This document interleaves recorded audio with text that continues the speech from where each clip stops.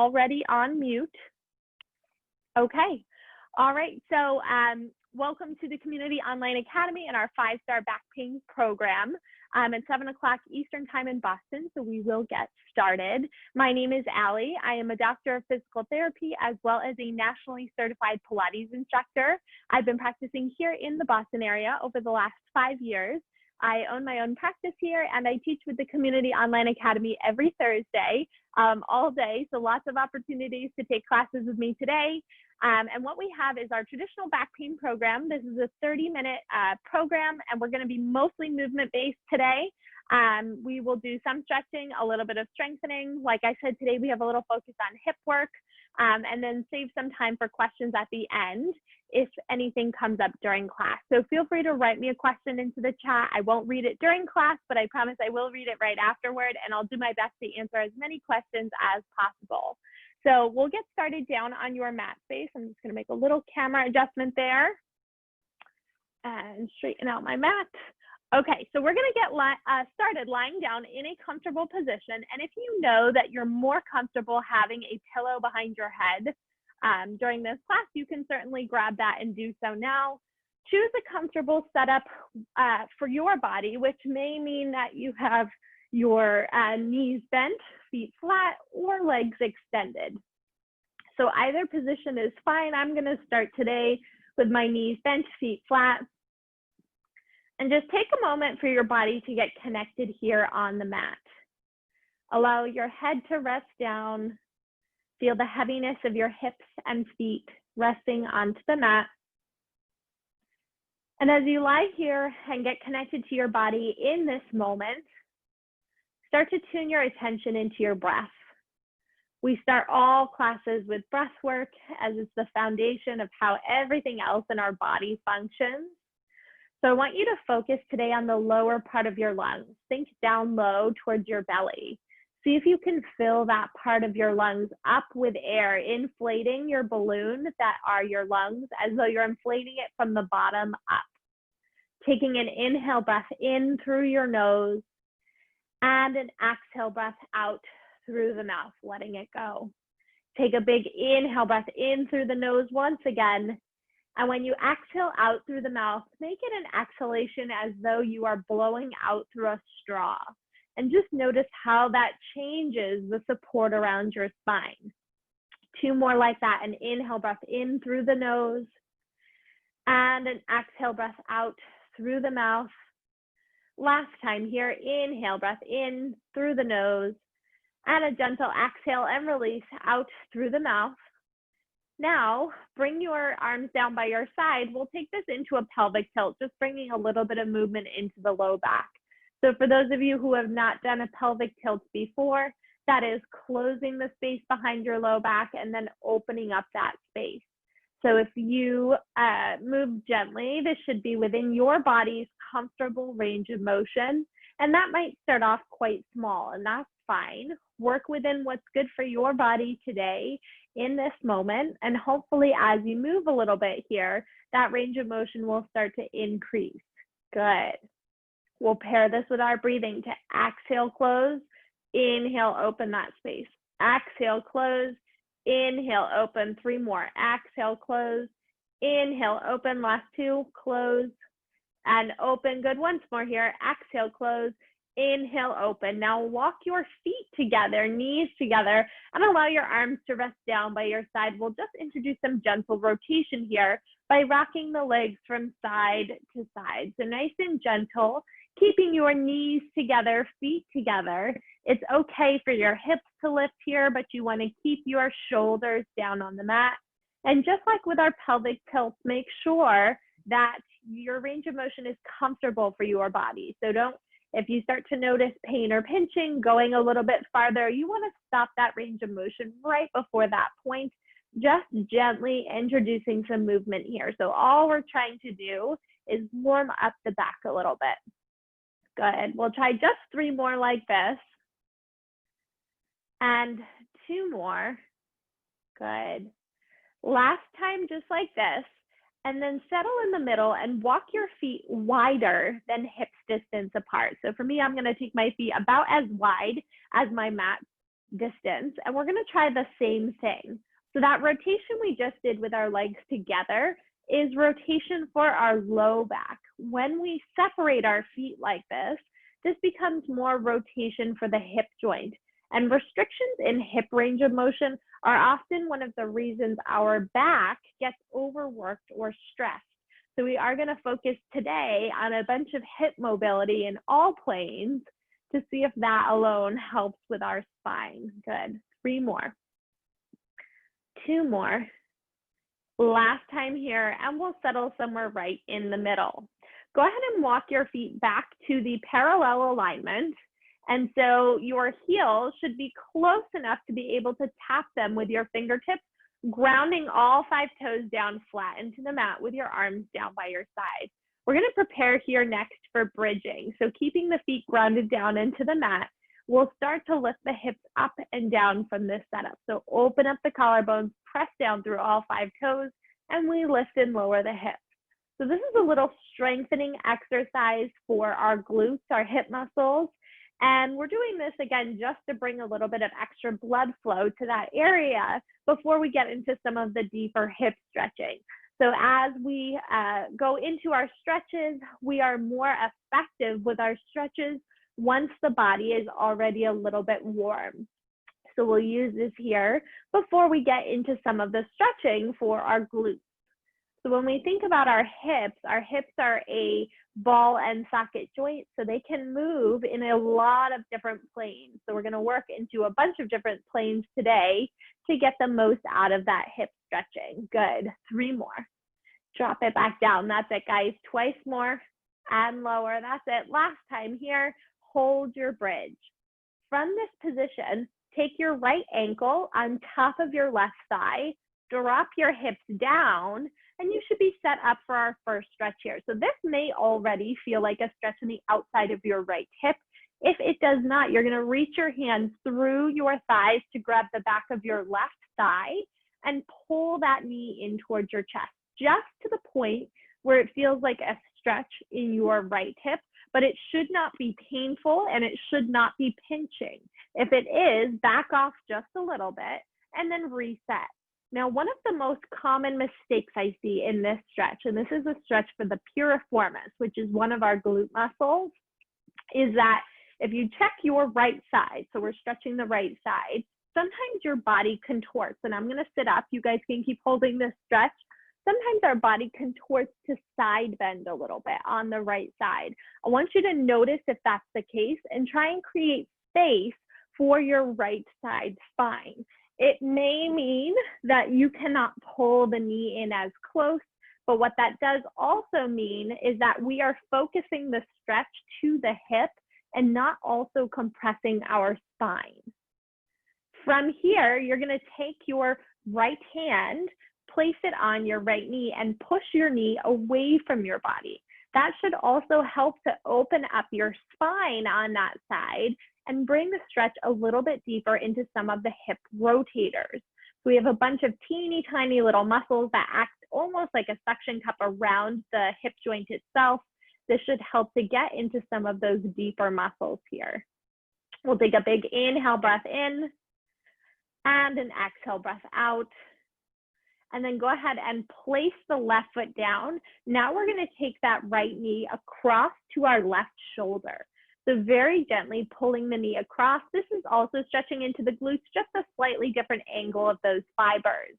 Now, if this feels pinchy in the front of the hip, think of drawing it across maybe more towards your rib cage instead of up by your shoulder. So you may just need to modify that range of motion. You can also try straightening your left leg, and sometimes that helps to open up the right hip.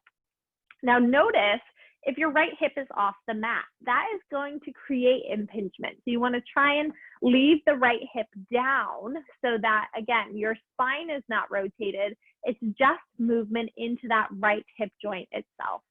We'll take one more big breath in here and another breath out, and then go ahead and place both feet down. Excellent. So from here, we'll lift into our bridge once again to come into that second side. So I like to start from this bridge position, making sure the hips are level, Left ankle goes on top of that right thigh, and drop your hips down to the floor.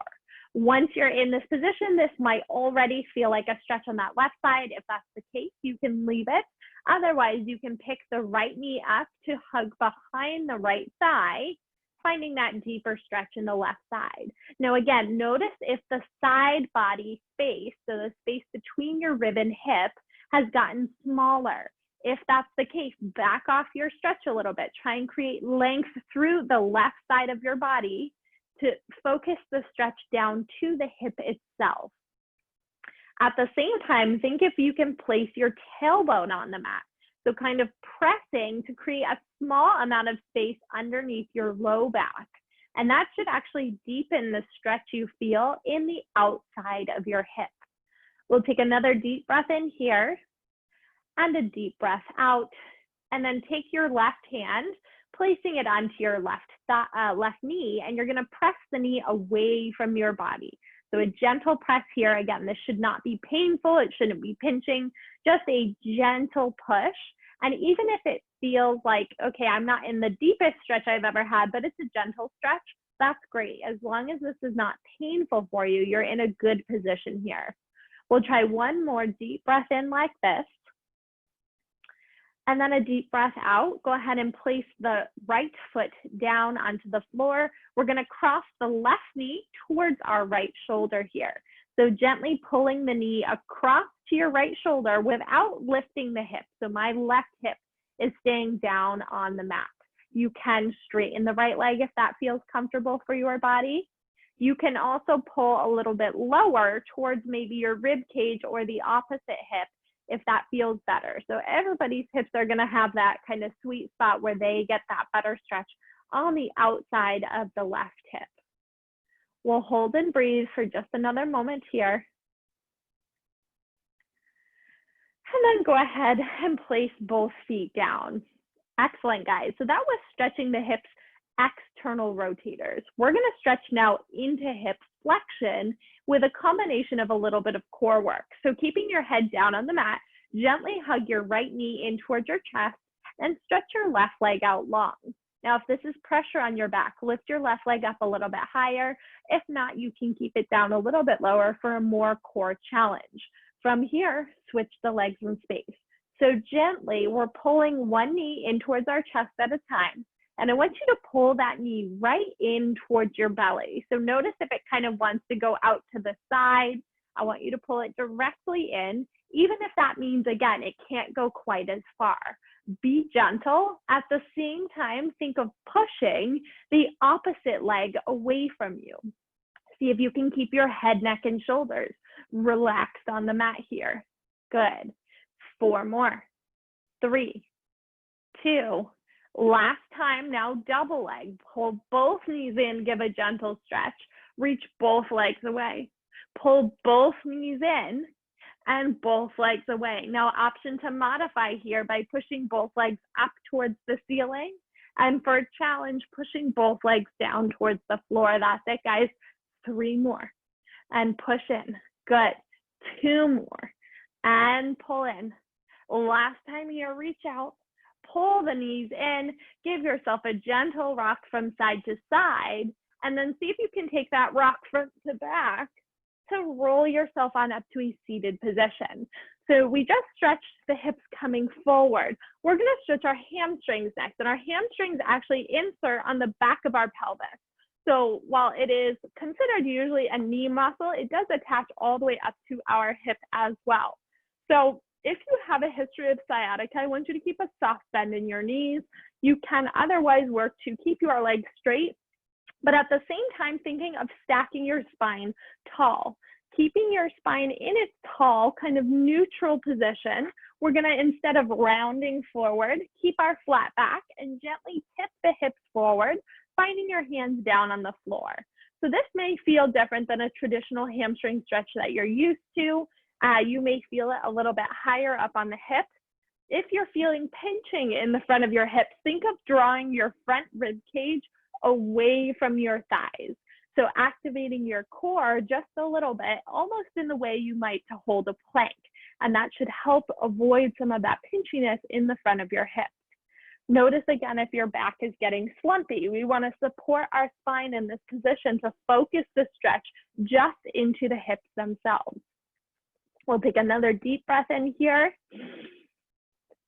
and a deep breath out to let that go. Excellent. From here, we're going to flip on over to your all four position. So hands are going to go directly underneath the shoulders, knees directly underneath the hips. Now, I mentioned to you guys earlier, the hips are a ball and socket joint. So you can think of the joint itself like a golf ball on a tee. Because of that, our hips can actually move in a circular direction. So we're going to warm up the hips a little bit more by starting to rock in a circular position. And we'll do both directions. You can pick. I'm going clockwise to start here. If your wrists are tender, you can always drop onto your forearms, but I want you to exaggerate the back half of that circle, reaching forward, sideways, back, and all the way over to the other side. Now, again, this, as always, should be pain-free. And one thing to check is that your feet are parallel to one another. So notice if your feet have fallen together, that's going to change the stretch slightly here. So if feet stay parallel, they should look like an 11 back behind you. Let's change directions. Good, nice and light on your hands, using the pressure to reach back, circle all the way around. So we're just kind of exploring and warming up some of those rotation and sideways plane movements in the hip before we get into a little bit of deeper stretching here. That's it. We'll try two more. That's it, guys. And last time here. And then we'll settle somewhere right in the middle. So once you're in your centered position, you're going to take your right leg outside of your mat. So just a little bit wider than the hips distance. And then gently push back like you're doing a child's pose. You're shifting your hips behind you. And just shift back until you feel a stretch on the inside of your right hip. You might not have to go very far. I feel a stretch here. Now, if you don't feel a stretch, chances are it's because your back is rounded. So here, I do not feel a stretch. When I flatten my back and then push, I feel a much deeper stretch in my hip. So make sure that you are thinking, I like to imagine I'm flaring my tailbone away from my body up towards the ceiling as I push back. And then I get a nice deep stretch through the inside, the inner thigh on that right hip. And again, that focuses into the inside sideways movement of the hip itself. We'll take an inhale breath and an exhale, come back to your all fours position, walk the right knee in, and then you're gonna walk your left leg out to just outside of the width of your mat, so a little bit wider than hips distance. Find that natural curve of your low back, so leaving a little flare of your tailbone, and press back until you feel that stretch in the inside of your left hip this time. Keep support in your hands. Keep drawing your front rib cage up away from the floor. Keep your head long and lifted. A gentle press away. Good. We'll take a deep inhale breath in through the nose and an exhale breath out through the mouth. And then we'll come back to the center. Nice work, guys. We're going to do another little hip stretch here. This time bringing the right knee in between your hands as far as you can go. And already you may feel a stretch on the front of your left hip just doing this. If you don't, try propping yourself up. Now, this is where if you have a lot of sensitivity to kneeling or your knees are tight, you can place a pillow under your knees. You can also use a little support from a chair next to you if you feel like you need that. So it is a little stretch for the right hip, but really we are trying to target the front of the left hip. So this brings our hip into extension, which is the backwards part of our movement. It is a stretch for our hip flexor, which also attaches to our lower back. We'll take a big inhale breath in here, and then a gentle exhale breath, and slide that right leg back. You can shake out your hips for just a moment like you're wagging your tail back behind you, and then go ahead and slide your left knee forward right between your hands. You can stay tipped like so if you already feel a stretch in the front of your right hip. If you don't, go ahead and pick your chest up tall here to open up the front of the right hip. Okay, so you can sit all the way down onto your left knee if that's available to you. If it's not, you can add pillows underneath the knee. You can pick your chest up a little bit taller. You can also find something to hold on to if you feel like you need a little bit of extra support for balance. When we're in this position, try and send your breath deep into your belly. So try and expand into those low parts of your ribs. We'll try one more deep breath in here, just like that. And then press on back and come back to your all fours position. Now we're gonna spend one moment here doing a stretch that is not for our hips, it's for our ankle, but we're already set up in a good position to do so. So keeping your all fours set up, you're gonna reach the right leg back behind you, tuck your toes under, and then press yourself backwards to flex your right foot so that you get a stretch in the right calf muscle, your ankle. When you look back, your leg should be parallel. So notice if your heel is turned in or turned way out to the side. I want your heel in line with your toe. And one of the easiest ways to know if that's the case is when you look back, you shouldn't actually be able to see your heel. If you can see your heel, that means that you have a little bit of rotation in your leg. So line it up so that your heel is hidden by your foot when you look back. We're stretching our calves here again to help with that mobility down at the ankle to act as a shock absorber for our body while we're walking and while we're running. We'll take a big breath in here and then gently release. Allow that right leg to fall down onto the mat. We're going to do the same thing with the left side. So press your left heel back. Left toes are on the mat. Flex your foot. Reach the heel behind you. You can look down for just a moment. And once you are sure that that heel is in line with your toes, pick your head up, keeping that nice long spine. We'll take a big deep breath, pushing back a little bit farther through that left leg. And then gently release the left side. Now we're going to take a moment here to come into a plank position. If plank is not in your practice, you can stay in this all fours setup here. So for those of you willing to give the plank a try here today, we're going to walk the right toes back again, flex your foot, walk your left toes back again, flex your foot, keep your head lifted. We'll hold this plank, keeping the legs energized. So I'm kind of pretending like I'm still doing that calf stretch. And then we'll add in here a lift up, shifting back for a down dog, and then shift forward.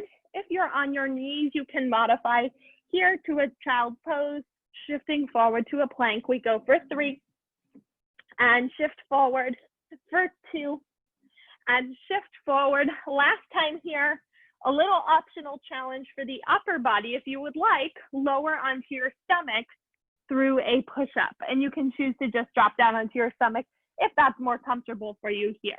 So from this position, open up the feet a little bit wider than hip distance. Hands are going to come down flat underneath our shoulders, and we'll start to press up to lift the spine. Now in this setup, we are working more into our spine extension. So the extension is leaning backwards, but we also get a little passive hip extension if you can focus on leaving your hips down on the mat. So sometimes when we press up, it's easy for the hips to lift.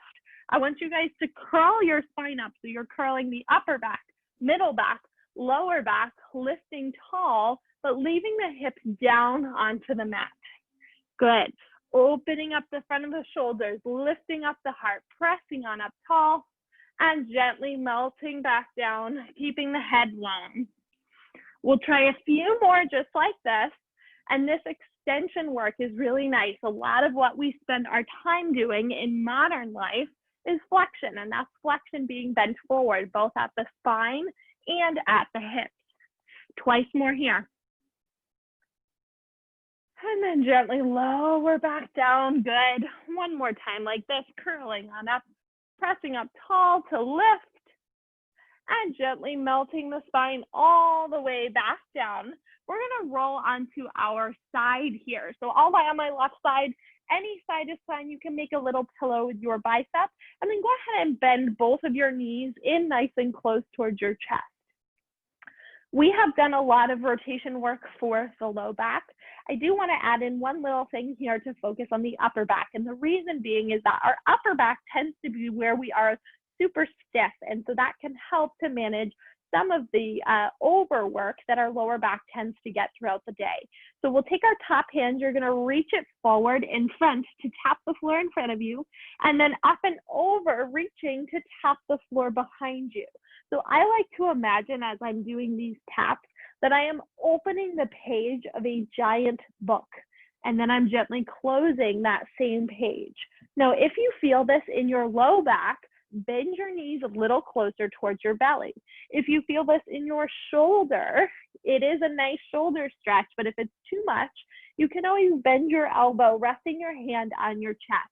This is really meant to target the upper back. The shoulder is just an added bonus here. Now, if you've done the book openings with me before, you're feeling really good here. This feels like, okay, I've got this stretch under control. You can add the dimension of reaching overhead and then back behind you, and then following that hand back. So I imagine that I am drawing a rainbow over the top of my head, and then retracing that same rainbow, coming back to the front. If you can keep your hand on the floor through that whole set, that's excellent. You're gonna get a little deeper stretch here. And that helps to open up not only into rotation, but a little bit of side bending as well. So a little bit more rib mobility here. Good. Twice more. We reach back, big stretch, and come back through the center one more time here.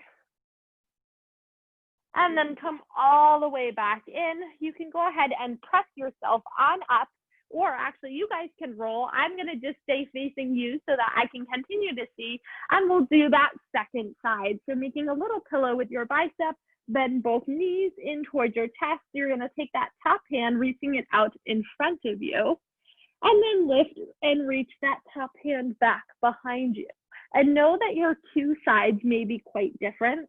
If you're rotating and your top knee is lifting, that means you've gone a little bit too far. So your knees should stay together here.